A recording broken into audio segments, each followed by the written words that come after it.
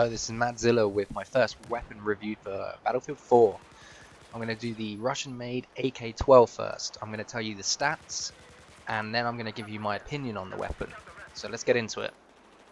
First of all, the fire modes on the AK12 are full automatic, burst fire, and single shot.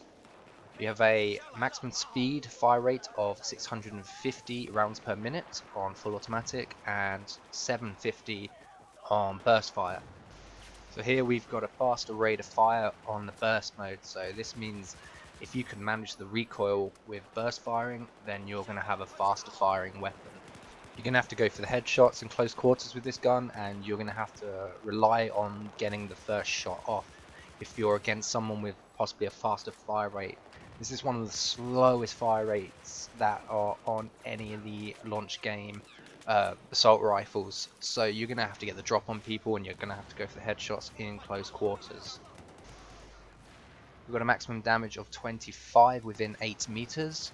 This is going to be 4 shots to drop anyone within that 8 meters. The minimum damage is 18 up to 28 meters, so you got a steady decline in damage there.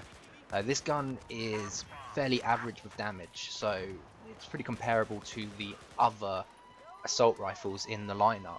The thing that is different with this gun is the recoil and the fire rate. A fairly low fire rate, that is. But before I talk about the recoil, I'm going to quickly talk about the reload speeds. If your magazine is completely empty, you have a reload time of 3 seconds. This is particularly bad in game types like Team Deathmatch or possibly Domination. The smaller, more intense maps, 3 seconds is a long time to be reloading. You're definitely going to have to make sure you're in cover and you're not getting shot from anywhere, because 3 seconds is a long time if you're in a firefight. If there are bullets left in the magazine, you've got a reload time of 2.5 seconds. Again, this is still quite long, but it's more manageable than 3 seconds. 3 seconds is a very, very long time. You probably won't suffer too much if you are playing the bigger game types like Conquest Large or Conquest. But 3 seconds in Team Deathmatch or Domination is going to be very, very hard. You're going to have to not do the fire reload technique that I certainly did in Battlefield 3. Drop 1 or 2 people and just reload straight away. I've been finding in Battlefield 4 that this is less of a viable option. You really need to keep an eye on how many rounds you're using, how many rounds you have in your gun. So just so you're not getting caught out when you are reloading. I am getting caught out quite a few times when I'm reloading, actually, in this version of Battlefield. So the recoil of this gun is very, very manageable. This is one of the best things about this gun, is the recoil. We have a vertical recoil of 0.3. That is pretty much nothing. That's why this gun is kind of like a laser beam. It's crazy how easy this gun is to deal with the recoil. We have a left pull of 0.15 and a right pull of 0.1. So that's one of the things that makes this gun really good to use. It's the recoil management is very, very easy. Say this against the AEK, and this night and day. The AEK has very, very heavy recoil, whereas this gun is very low recoil. This gun is perfect for someone who's just picking up the game or has not got great recoil management. You're going to be able to drop enemies without having to worry too much about managing recoil. I mean, Battlefield is one of those games that recoil plays a massive part in the game, and you need to be able to manage that. You need to be able to work with that if you're going to be using some of the other guns. The guns generally with higher fire rates are the guns that have higher recoil, whereas the guns with the lower fire rates have the lower recoil, and the ones that are generally more easier to manage. So what attachments should you run on this gun?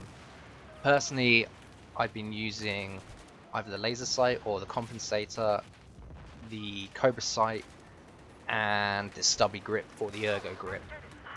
The recoil on this gun is so low.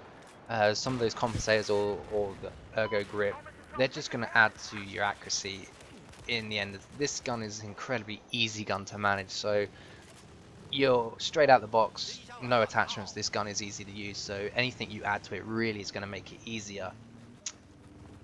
So I would say there's no real hard preference that I have to run with a certain loadout on this gun. I would possibly not put a heavy barrel on it just because I don't want the accuracy over range to be decreased. We no longer have the Battlefield 3 situation where you stick a heavy barrel and a foregrip on any assault rifle and the gun's better. It seems like this time it's much more tactical and you're going to have to think about your loadout and try different things and try different options just to see what suits your playstyle better. Um, Personally though, the attachments that I mentioned before are how I'm running with this gun. So what's my opinion of this gun? Personally, I think it's great for anyone starting off, anyone who has bad recoil management.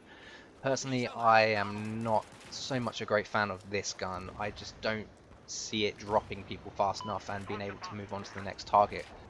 I personally prefer the SAR or the SCAR. Those guns suit my play style a lot better than the AK12. The recoil on those guns is much more manageable to me, and I don't suffer with recoil management problems, but if I'm going to use a gun with a low fire rate, I'm going to choose the SAR or the SCAR over the AK12 every time. But having said that, you're not going to go wrong by using this gun. It's a very good starter gun, so in all, it's a great all-round gun. So that's my first weapon review for Battlefield 4. I hope you found it informative, and I hope that's going to help you make a decision on the AK12. Well, you start with this gun anyway, so you have no real choice. So you're going to have to learn to use it, or you're just going to have to grind through it. It's an alright gun. It's good enough to start with, and it's going to help a lot of people out. So I hope you enjoy it. Comment, like, subscribe. See you later.